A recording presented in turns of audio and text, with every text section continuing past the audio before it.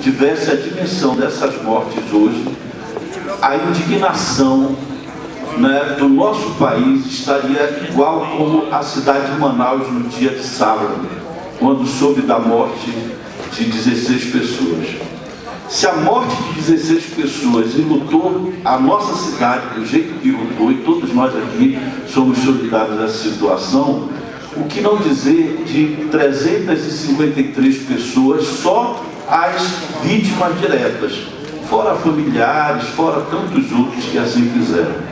Só por isso já era motivo de essa Câmara Municipal de Manaus se posicionar em relação a isso e fazer uma revisão.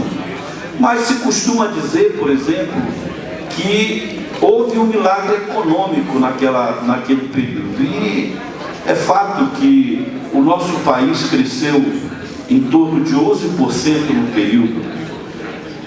Só que esse crescimento, ele foi um crescimento, doutor Expedito, distribuído desigualmente.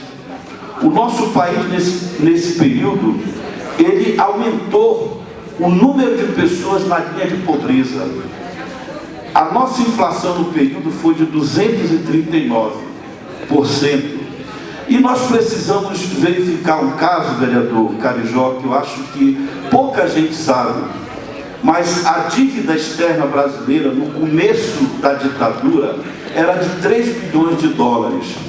No final da ditadura, era 100 bilhões de dólares, e todos os governos, inclusive o atual, todos os governos posteriores à ditadura militar, sofreram como resultado disso.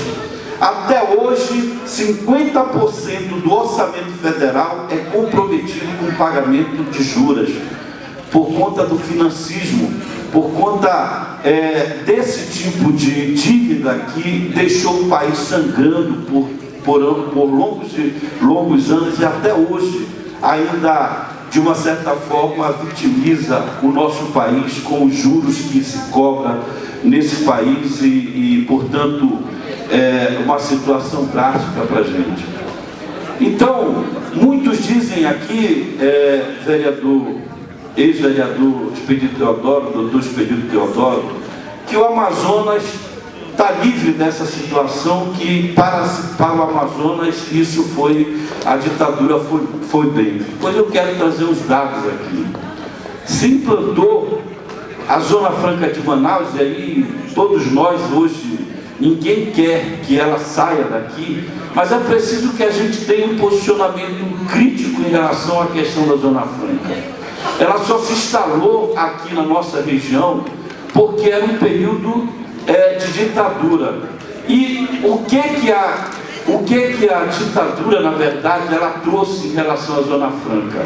Ela possibilitou que o salário do trabalhador aqui, ainda hoje teve uma certa recuperação.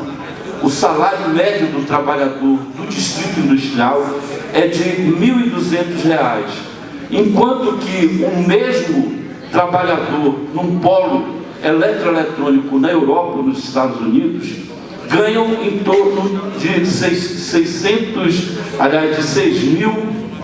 mais de 6 mil reais, exercendo praticamente a mesma função. Então, o saldo e o atrativo que a ditadura fez para implantar o modelo Zona Franca aqui foi exatamente fazer com que o trabalhador que fosse envolvido nesse sistema seria um trabalhador extremamente explorado. Então está aí o modelo, está aí a aliança feita com o capital internacional. Mas eu diria mais, senhor presidente, a gente precisa saber disso. A ditadura, já encerrando, senhor presidente, a ditadura militar, ela fez um verdadeiro genocídio em relação à questão dos índios. Por exemplo, os índios Vaimili e Atroalis. No período da ditadura militar, existem vários relatos dos indígenas que dizem isso, que caía determinadas roupas para os índios e logo em seguida eles estavam cheios de sarampo, com doenças que eles não tinham capacidade orgânica para resistir. E isso fez com que vários índios perdessem a sua vida. Essa nação, como vai Troari, teve a redução em milhares de vidas que eles tiveram drasticamente reduzida a sua população. Conseguia, para que a gente faça a revisão de todos os nomes. Ali ele já faz a classificação, dando o nome dessas pessoas, a história.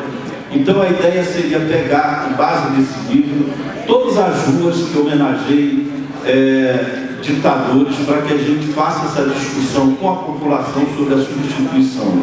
Isso serve para hospitais, para escola, para praças e assim sucessivamente. Então, senhor presidente, eu comunico que hoje estou dando entrada nesse requerimento para solicitando a formação de uma comissão especial para rever o nome de ditadores que são homenageados em órgãos públicos. Obrigado.